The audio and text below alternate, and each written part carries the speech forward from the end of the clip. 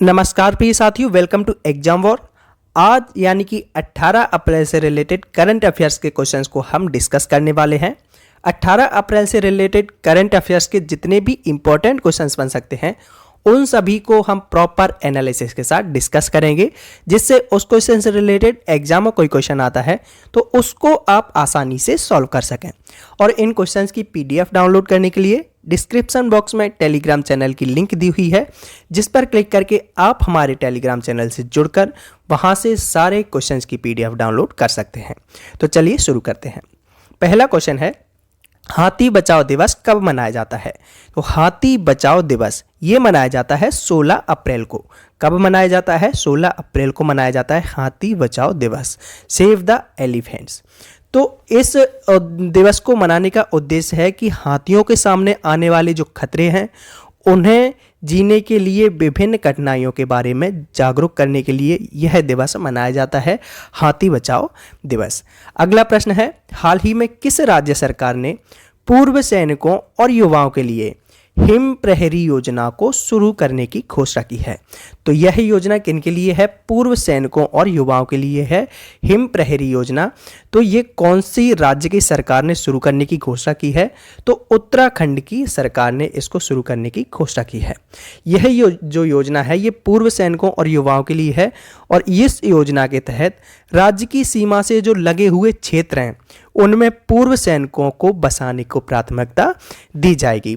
Him प्रहरी योजना तो ये उत्तराखंड में शुरू की जा रही है। तो ये है मैप में उत्तराखंड। उत्तराखंड की कैपिटल है देहरादून, मुख्यमंत्री हैं पुष्कर सिंह धामी और राज्यपाल हैं गुरमीत सिंह। नेक्स्ट है, ओलियंस मास्टर्स 2022 में भारतीय शटलर मिथुन मंजुनाथ ने कौन सा पदक जीता है? तो भारतीय शटलर मिथुन मंजुनाथ ने कौन सा पदक जीता है? इन्होंने जीता है रजत पदक। देखिए, India shuttler Mithun Manjunath won silver medal at Orleans master 2022 finals. तो ओलियंस मास्टर ये एक बैडमिंटन टूर्नामेंट होता है जिसमें मिथुन मंजुनाथ ने रजत पदक जीता है, और यह जो टूर्नामेंट है इसका आयोजन 29 मार्च से 3 अप्रैल तक किया गया था। नेक्स्ट है, किस देश ने स्ट्रीट चाइल्ड क्रिकेट विश्व कप 2023 की मेजबानी करने की घोषणा की है?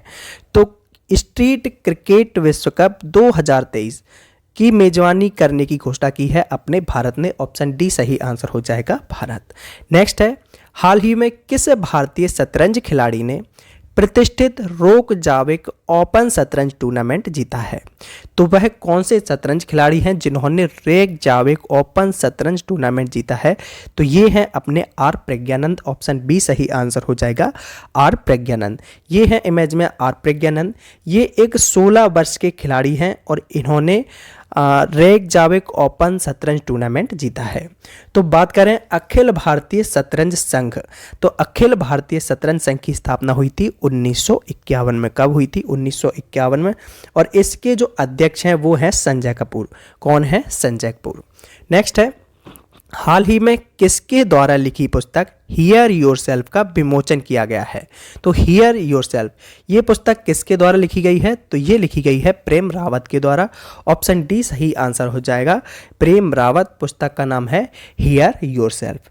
और यह जो पुस्तक है ये इसमें भारतीय उपमहाद्वीप है उसका वर्णन किया गया है हियर योरसेल्फ किताब में, जो कि प्रेम रावत के द्वारा लिखी गई है। अगला प्रश्न है, हाल ही में भारतीय वायुसेना ने हथियार प्रणालियों के रखरखाव के संबंध में किस आईआईटी के साथ समझौता किया है? तो इसका सही आंसर हो जाएगा ऑप्शन बी, आईआईटी मद्रास। तो भारतीय वायुसेना ने हथियार प्रणालियों के रखरखाव के संबंध में आईआईटी मद्रास के साथ समझौता किया है। ऑप्शन बी सही आंसर हो जाएगा, आईआईटी मद्रास। अगला प्रश्न है, विश्व कला दिवस कब मनाया जाता है? तो विश्व कला दिवस मनाया जाता है 15 अप्रैल को, वर्ल्ड आर्ट डे। 15 अप्रैल को वर्ल्ड आर्ट डे, विश्व कला दिवस। तो दुनिया भर में सभी लोगों के लिए रचनात्मक, नवाचार, सांस्कृतिक और विविधता को पोषित करने के लिए विश्व कला दिवस मनाया जाता है। तो इन सभी कलाओं पर महत्व देने के लिए प्रत्येक वर्ष वैश्विक स्तर पर विश्व कला दिवस मनाया जाता है। आपको याद रखना है 15 अप्रैल।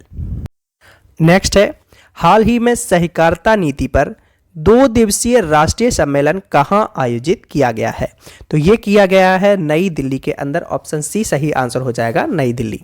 तो हमारी भारत सरकार ने प्रधानमंत्री नरेंद्र मोदी के मार्गदर्शन में 6 जुलाई 2021 को, कब? 6 जुलाई 2021 को एक नया सहकारिता मंत्रालय बनाया था, जिसका उद्देश्य सहकारी क्षेत्र के विकास को नए सिरे में गति प्रदान करना था, और उसी मंत्रालय में यह राष्ट्रीय सम्मेलन आयोजित किया गया था। नेक्स्ट है, पहला विश्व शांति केंद्र किस राज्य में स्थापित किया जाएगा? तो पहला जो विश्व शांति केंद्र है ये कहाँ पर स्थापित किया जाएगा? तो ये किया जाएगा हरियाणा के अंदर। ऑप्शन बी सही आंसर हो जाएगा, हरियाणा। तो हरियाणा के गुरुग्राम में भारत का पहला विश्व शांति केंद्र स्थापित किया जाएगा। तो बात करें हरियाणा की, तो ये है मैप में हरियाणा। हरियाणा की कैपिटल है चंडीगढ़, मुख्यमंत्री हैं मनोहर लाल खट्टर और राज्यपाल हैं बंडारू दत्ता। और हरियाणा की जो विधानसभा सीटें हैं वो हैं 90, लोकसभा सीटें हैं 10 और राज्यसभा सीटें हैं 5। अगला प्रश्न है, किस भारतीय राज्य ने 14 अप्रैल को डॉक्टर अंबेडकर की जयंती को समानता दिवस मनाने के रूप में घोषणा की है? तो वह कौन सा राज्य है जिसने 14 अप्रैल को, जो डॉक्टर भीमराव अंबेडकर की जयंती होती है, तो उनके जन्म दिवस के अवसर पर समानता दिवस मनाने की घोषणा की है? तो ऐसा करने वाला राज्य है तमिलनाडु। ऑप्शन सी सही आंसर हो जाएगा, तमिलनाडु। तो तमिलनाडु के जो वर्तमान में मुख्यमंत्री हैं MK स्टालिन, उन्होंने तमिलनाडु में इस साल 14 अप्रैल को डॉक्टर अंबेडकर की जयंती पर समानता दिवस मनाया था, और अब से प्रत्येक वर्ष 14 अप्रैल को डॉक्टर भीमराव अंबेडकर की जयंती पर समानता दिवस के रूप में मनाया जाएगा। नेक्स्ट है, PM मोदी ने KK पटेल सुपर स्पेशलिस्ट अस्पताल का उद्घाटन किस स्थान पर किया है? KK Patel super specialist hospital. तो इसका उद्घाटन किस स्थान पर किया गया है? तो इसका उद्घाटन किया गया है गुजरात के भुज के अंदर। तो भुज में, ऑप्शन ए सही आंसर हो जाएगा, भुज, जो कि गुजरात के अंदर एक सिटी है। नेक्स्ट है, स्वनिधि से समृद्धि कार्यक्रम निम्नलिखित में से किस केंद्रीय मंत्रालय की एक पहल है? स्वनिधि से समृद्धि कार्यक्रम का नाम है, तो इसे किस केंद्रीय मंत्रालय की यह एक पहल है? तो यह है केंद्रीय आवास और शहरी मामलों के मंत्रालय। तो ऑप्शन ए सही आंसर हो जाएगा, आवास और शहरी मामलों के मंत्रालय की ये पहल है। तो इसमें होगा क्या?